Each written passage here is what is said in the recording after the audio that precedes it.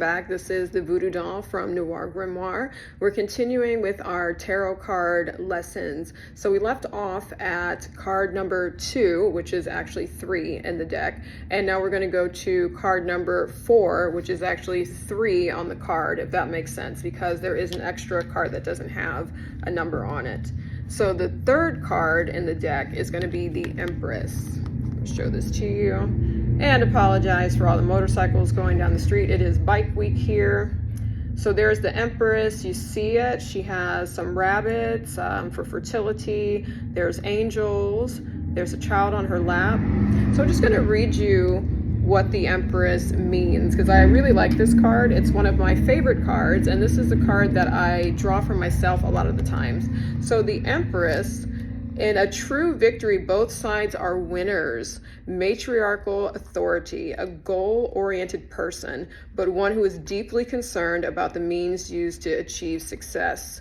Collaborative and cooperative, willing to compromise in order to reach a mutually satisfactory outcome. Fruitfulness, fertility, and abundance. The bounty of the earth, happiness and good fortune, creativity. This is a really positive person. The Empress is not going to skimp and scam and con. She's normally going to be someone that is very concerned about being fair, and if she has to lie or steal to win, then she's just going to take a L and lose. She'll figure out a way to come back around and get the same result, but be honest, and she's not afraid to lose, and she's a fair loser. The card you see on here, the bunnies, the flowers, there's all the fruit on there, fruitfulness. Like, this is someone who has a Midas touch. They may be able to, there you go, they may be able to make something out of nothing. They're the type of person, if you were to give them $1,000, they could turn it into 10 grand. It's that type of person. They're very, very nifty and crafty, and they're very good with their creativity and making a way out of no way. So this would be someone that you would ask for advice if you were stuck in a situation. You probably have an Empress in your life. It's different from the last card that we did, which is going to be the, God, what is it? The High Priestess.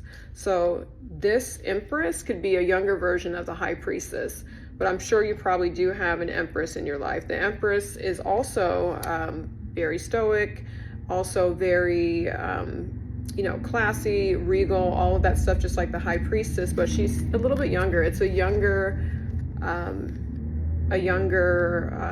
authority, if that makes sense. Matriarchal authority, but younger. So it wouldn't be normally like a grandmother or something like that. This is going to be someone who's a little bit younger in their journey. They may turn into the High Priestess, but they're the Empress now. If you are the Empress, then you're probably the one that people come to for advice. You're the one that always sees things fair and can be neutral. And normally people will come to you for relationship advice because you're not going to tell them exactly what they want to hear. If they're wrong, you're going to tell them that they're wrong. And so when we're doing a ritual and we're using this card, we may want to bring more of these qualities to ourselves.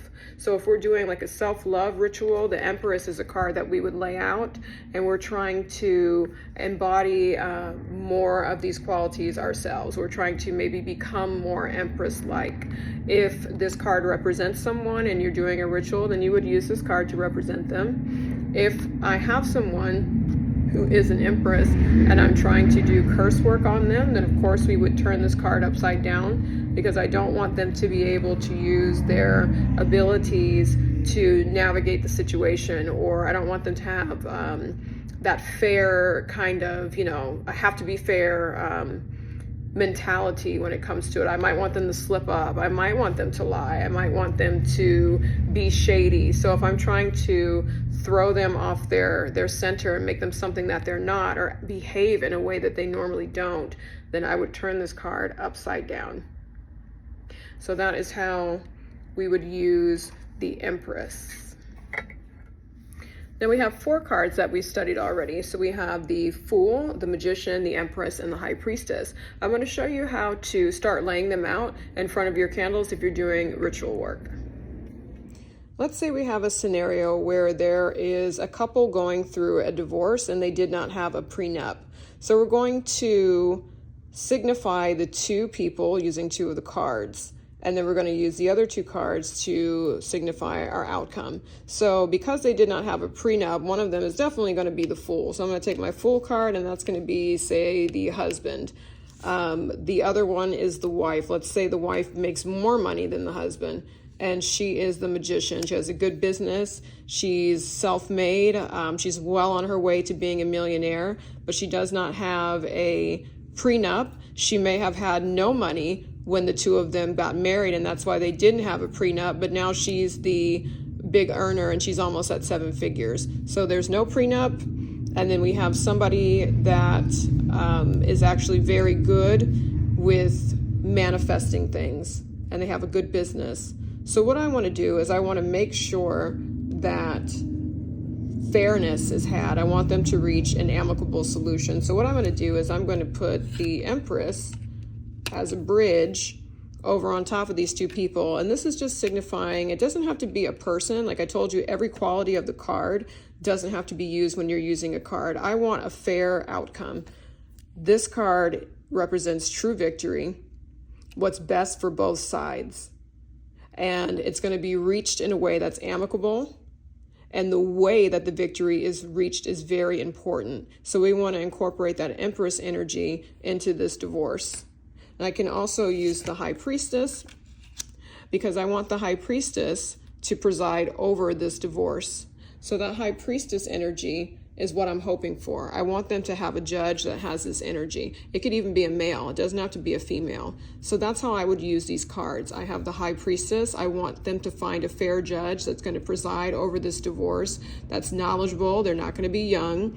They've seen 1,000 divorces, and they're going to have some really good solutions for the two of them. And they're going to work with their lawyers to make sure that both of them have an amicable solution, that it works for both of them. Not that she has to pay him $50,000 a month or anything like that.